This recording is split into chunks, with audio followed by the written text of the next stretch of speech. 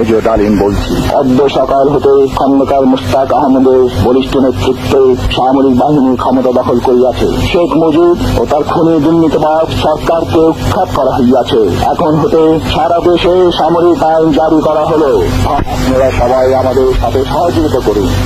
আপনারা নিশ্চিন্ত থাকুন, কোনো অসুবিধা আপনাদের হইবে না। বাংলাদেশ জিন্দাবাদ। কিরে গোলামের পুত, ট্যাপ রেকর্ডার দিয়ে কি শুনছিস? কিসের ভাষণটা এটা? ভাষণ শুনছি আব্বা। ও আচ্ছা, এতদিন পরে তোরে আমার পোলা মনে হইতেছে। তুই যে আমার মতো গর্বিত রাজাকারে গর্বিত পোলা, আজকে সেটাই প্রমাণ করলি। তুই এই মহান ব্যক্তির ভাষণ শুনছিস। বেশ বেশ, এগুলা বেশি করে শুনবি, তাহলেই তুই আমাদের মতো গর্বিত হতে পারবি। তা হ্যারে বাবা, মেজর ডালিমের ঐতিহাসিক ভাষণটি কেমন লাগলো তোর? নিশ্চয়ই ভালো লাগছে না? আচ্ছা বাবা, কে এই মেজর ডালিম? আরে শোন, মেজর ডালিম হলো ইতিহাসের সূর্য সন্তান, বীর মুক্তিযোদ্ধা শরীফুল হক ডালিম। ও আচ্ছা, তা বাবা আমি তো শুনেছি মেজর ডালিম নাকি বঙ্গবন্ধুর আত্মস্বীকৃত কুখ্যাত খুনি। আরে বাবা, যারা ৭১-এর স্বাধীনতা এবং বঙ্গবন্ধু শেখ মুজিবুর রহমানকে বিশ্বাস করে, তারাই বলে মেজর ডালিম একজন কুখ্যাত খুনি। আর আমরা যারা রাজাকার মানে মোহাম্মদ আলী জিন্নাহর উত্তরসূরি পাকিস্তান বিশ্বাস করি, তাদের কাছে মেজর ডালিম হলো ইতিহাসের সূর্য সন্তান। বাবা, পাকিস্তান হোক আর বাংলাদেশ হোক, খুনি তো খুনি হয়, তাই না?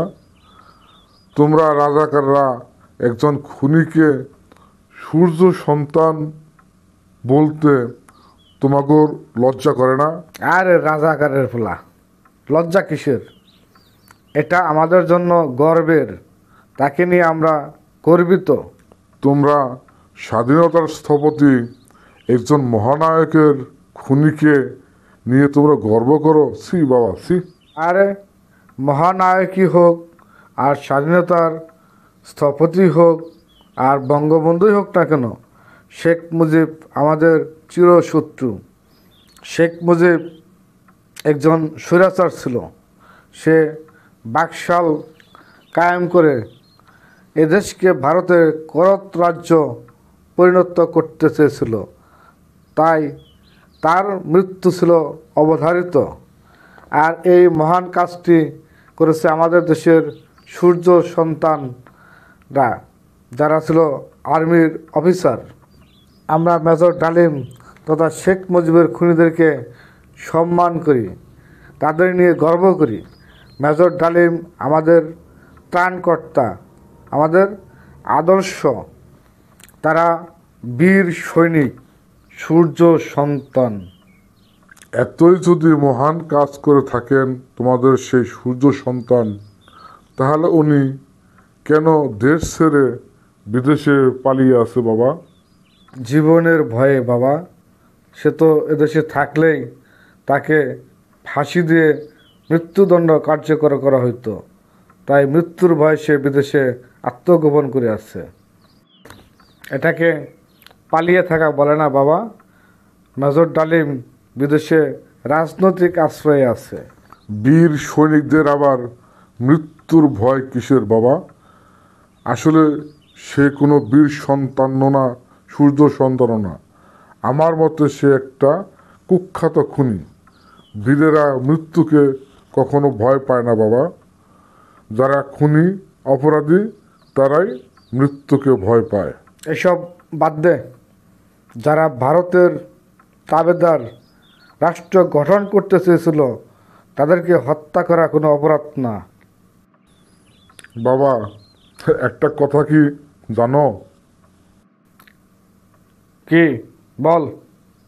বাংলাদেশ স্বাধীন হওয়ার পর আমরা বাঙালিরা কেউ হয়ে গেছি ভারতপ্রেমী, আবার পাকিস্তানের দোসর রাজাকাররা তো পাকিস্তান প্রেমী রয়েই গেছে, আবার কেউ হয়ে গেছে আমেরিকান প্রেমী। আসলে স্বাধীনতার 53 বছর পরেও আমরা কেউ বাংলাদেশ প্রেমী হতে পারিনি বাবা। যদি তাই হতো তাহলে এই দেশ এতদিনে সোনার বাংলা হয়ে যেত। আমরা এমনই এক হতভাগা জাতি যে রক্ত দিয়ে দেশ স্বাধীন করার পরেও আমরা কেউ বাংলাদেশ প্রেমী হতে পারিনি। কি আজব জাতি আমরা, আমরা কত দুর্ভাগা হতভাগা জাতি, তাই না বাবা? ঠিকই করছিস তুই। আমাদের তো পাকিস্তান প্রেমী আর ভারত প্রেমী আমাদেরকে সর্বনাশ করলো। তুই ঠিকই কইছস বাবজান। চল, আজ থেকে আমরা নো ভারত প্রেমী, নো পাকিস্তান প্রেমী, আমরা বাঙালি, আমরা হব বাংলা প্রেমী। বাংলাদেশ আমাদের গর্ব, আমরা বাংলাদেশ প্রেম নিয়েই থাকবো। কি বলিস? ঠিক কইছো বাবা। এখন থেকে আমাদের অন্তরে শুধু থাকবে বাংলাদেশ প্রেম, আর কিচ্ছু না। নো পাকিস্তান প্রেম, নো ভারত প্রেম, শুধু বাংলাদেশ প্রেম। থ্যাংক ইউ বাবা।